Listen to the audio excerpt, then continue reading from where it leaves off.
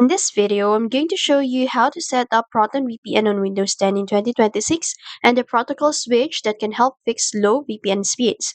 First, download the official Proton VPN installer from Proton's website. And once it's installed, you can open the app. So before connecting, take a moment to review your settings.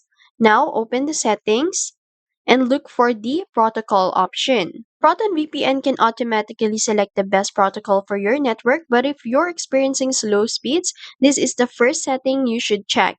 So if the protocol is set manually and your connection feels slow, you can switch it to automatic so Proton VPN can choose the most suitable protocol for your network.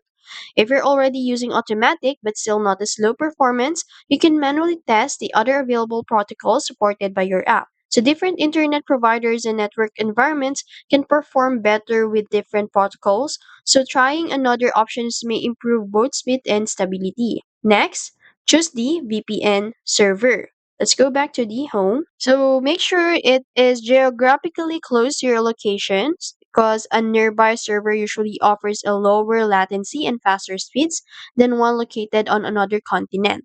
You can also use a quick connect or connect feature to automatically connect to an optimized server.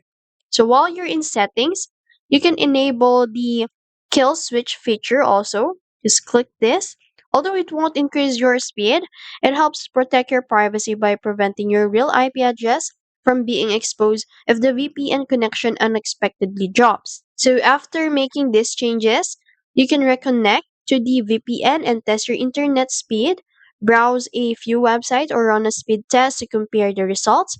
And if the connection is smoother and faster, you've likely found a protocol that works best with your network. And finally, keep Proton VPN updated to the latest version because updates often include performance improvements, bug fixes, and better protocol optimization for Windows 10. And that's how you set up Proton VPN. If you found this video helpful, don't forget to like, share, and subscribe to the YouTube channel.